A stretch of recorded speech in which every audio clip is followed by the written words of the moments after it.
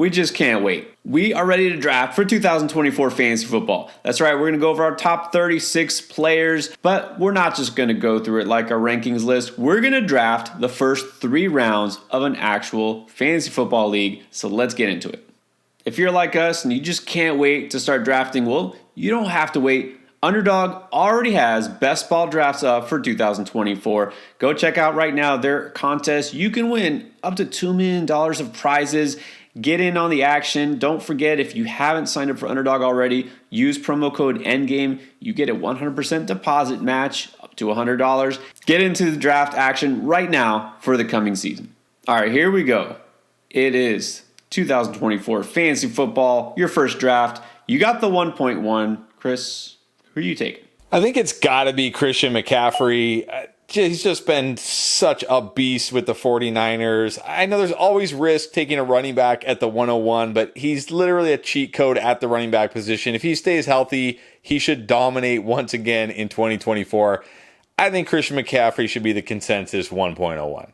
Yeah, it's funny because last year, I don't know if it really validated much for zero RB drafters. There was a lot of dead zone action there in the middle rounds, but in the early rounds, if you had that stud that paid off, and Christian McCaffrey was one of the few, you were pretty happy. But I'm going to go with the wide receiver at number 2. I think it's still Justin Jefferson at the top of the heap.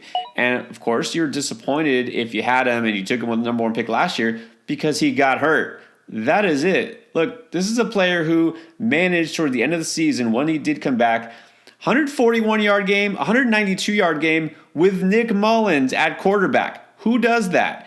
He made Nick Mullins look serviceable. So, yeah, Justin Jefferson, to me, he's done nothing to show that he isn't deserving of being the number 1 receiver, and to me, the number 2 pick. Yeah, then at number 3, I'm going to go with Tyreek Hill. It's close between him and Justin Jefferson for me, so with you taking Jefferson at 2, I'm more than happy with Tyreek Hill at 3. He was a monster before that ankle injury in Week 14. I think he'll be a monster again next year. Tons of upside. I'm fine with Tyreek Hill at number 3. Yeah, and this is a point where I think there's several receivers you can make a case for. It gets tricky here. I'm going to go with CeeDee Lamb. I think he showed enough that he's deserving of this spot. Sure, you could argue with a couple of other guys at this spot, but come on. What did Lamb do other than carry your fantasy team if you had him last year? Dak will be back, sure. Say what you want about what that means for their playoff hopes. I don't care. In fantasy, during the regular season, he's great for CeeDee Lamb. Agree. And let's keep the wide receiver run going with Jamar Chase. I know it was a bit of a down year for anyone who drafted him, but he didn't have Joe Burrow for most of the year. And even in the beginning of the year, Joe Burrow wasn't healthy. A healthy Joe Burrow, this offense, Jamar Chase has the upside to be the wide receiver 1. I'm happy with him here at 5. Well, let's keep going. Wide receiver here, a guy who is just the model of consistency pretty much. Going to go with the sun god, Amon-Ra St. Brown. I know some people are just chomping at the bit to take a running back here. I don't hate taking a guy you think could be a stud running back, but I just prefer having a guy who I know is going to get me in the teens, maybe 20 fantasy points every week. I'll take that. Yeah, nothing wrong with that pick. And I am going to go with our next running back finally, and that is going to be Breece Hall of the Jets. Did have a nice finish to the season, now fully healthy off that ACL, hopefully with a healthy Aaron Rodgers. I think Breece Hall is primed for a huge year this year. So I think this is where I feel comfortable taking the next running back off the board, and it is Breece Hall. All right, so now we have another running back who, look, we talked about our rankings at running back top 12 early rankings, and we have these guys flip-flopped. I'm okay with either one. You got Breece Hall, I'm going Bijan Robinson. Look, Arthur Smith is gone. That could be the key to unlocking him. I have no doubt that Bijan Robinson is still worth a first-round pick. Agree there, and let's keep the running back run going. I'm going to go with Rams running back Kyren Williams, who had to be easily the biggest surprise, or one of the biggest surprises of the 2023 season. He should be the workhorse here.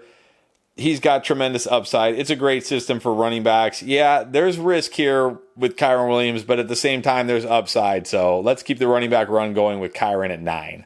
All right, this might seem aggressive for some, but you remember throughout all our mock draft season last year, Garrett Wilson was going either a late first round or early second round pick, And some people thought that was too early, and it wound up being too early because Zach Wilson was the guy there. Zach Wilson will almost surely not be the quarterback next year, or Tim Boyle, or anyone. With Aaron Rodgers, yeah, I think we'll finally see Garrett Wilson live up to his potential. I'm going to go back to the upside that we know has been there all along. I have no problem taking him in the first round this year. All right, well, I'm going back to a running back, another second-year running back who we really saw come on down the stretch and in the real-life playoffs as well, and in the fantasy playoffs, and that is Jahmyr Gibbs. Yeah, he had that heartbreaking fumble against the 49ers, but man, the way he's used in this offense, Dan Campbell actually uses his best players. I will happily take Jahmyr Gibbs as my RB1. All right, now we don't really know as of right now who the quarterback will be, the Chicago Bears, but I know if it's Justin Fields, that's good for DJ Moore, as we saw down the stretch. If it's Caleb Williams, that might be better for DJ Moore. I think he is actually a first-round pick this year. This will definitely be the highest I've ever been on Moore, and maybe I'll be a little too high on him. But look at what he has done when he's healthy, when his quarterback's healthy. I think DJ Moore is actually a number one receiver in fantasy, and so I'm going to take him here. Yeah, I like that pick, and I'm also happily going to take another wide receiver here, and that is A.J. Brown of the Eagles.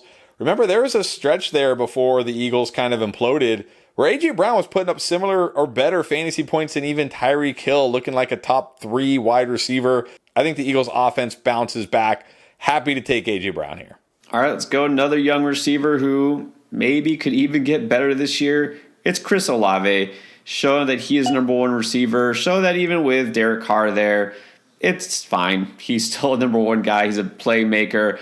And then this offense does have some potential to improve with a new offensive coordinator. You think that they would target their number one receiver even more.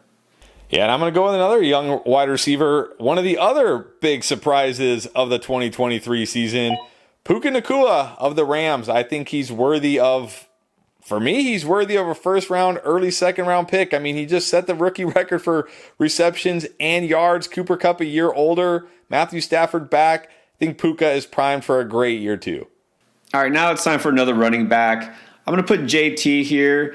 Look, we saw that JT is still one of the best. I mean, last season was just kind of weird in a lot of ways. The injuries, both him and his quarterback. I really am inspired by what I saw this offense actually being serviceable despite all those injuries. I think Shane Steichen is good for that system. So JT, a workhorse, one of the best running backs in the league. I'll take him in round 2.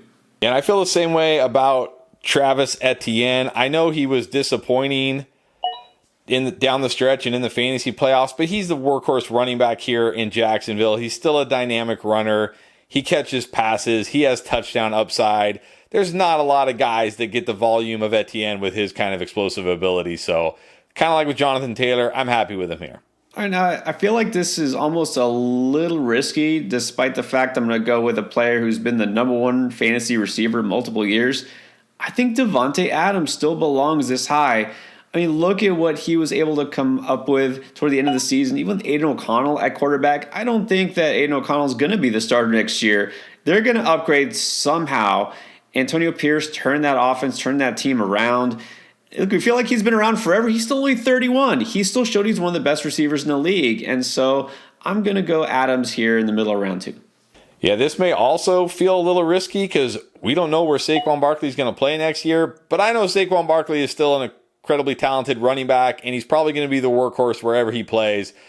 He's been great the last 2 years. He's pretty much been great every year he's healthy. So, yeah, kind of like what you said with Adams, maybe a little risky here, but we know how good he can be. Yeah, look, if Saquon had fallen any farther, I would have said he deserves to be the next pick here. But how about another running back who really stepped up and emerged this coming season, Rachaad White? We've been high on him for a while. He showed that he's the guy there. I think this offense is going to continue to revolve around him. He's catching a ton of passes. Yeah, I think Rachaad White does belong in the top 10 at running back. Well, let's go back to wide receiver now. A guy who just made one of the craziest catches we have ever seen off of the defender's face, basically. That's Brandon Ayuk. He's a stud wide receiver, the number one wide receiver in this offense. Love his upside. He's only going to get better entering year 4. I'll happily grab Ayuk here. Maybe there's a little recency bias here. In that same game you just mentioned, we saw that the real number one tight end is a rookie. Well, not a rookie anymore. Samuel Porta going to head into year 2. Is he better than Travis Kelce? Yeah, I think he is in fantasy. We saw he got targeted a ton. I really think that he's going to continue his way to be not just the number one tight end in fantasy, but second round pick. I almost can't believe I'm doing this, but that's how high on him I am going to be. All right, well, I'm going to go back to the 49ers and get the other 49er wide receiver here, and that is Deebo Samuel, who's also a stud and has also been great. I talked about it if you watched our wide receiver rankings video. I can't really pick between these guys, so I'm going to put them neck and neck. That's pretty much how I have them. So Brandon Ayuk, Deebo Samuel, just take whichever one falls to you. I guess I got a soft spot for the old guys. I'm putting Keenan Allen next. I mean, he was nothing but great throughout all last season, and it all kind of fell apart because Justin Herbert was injured. I mean, that's it. It was unfortunate. And then Keenan Allen got injured himself too. But, I mean, we saw he's still an elite receiver. This is still going to be an elite offense, and it should only be better with Harbaugh as the coach now, not a defensive-minded guy like Staley who had questionable decision-making as a head coach. All right, well, I'm going to keep the wide receiver run going with Michael Pittman here at the start of the third round. Had a big bounce back year last year, and that was with Gardner Minshew. I think he's going to be even better with Anthony Richardson. He's a target monster. He's a great player. He's entering his prime. I love Michael Pittman this year.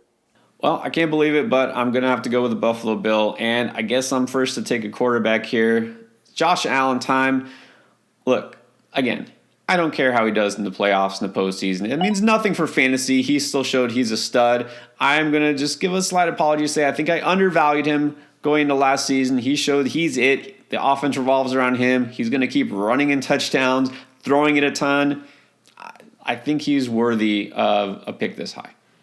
Yeah, I agree. And I also think another big surprise from last year, Nico Collins is also worthy of a pick this high. Now, there is some worry. We didn't see Nico Collins, especially in the second half and in the playoffs with Tank Dell, where he was just, basically the only guy they had to throw to. But Nico Collins was still good even earlier in the year with Tank Dell. I think he'll be even better next year. Entering year 4, CJ Stroud entering year 2. I think Nico Collins needs to be inside the top 36.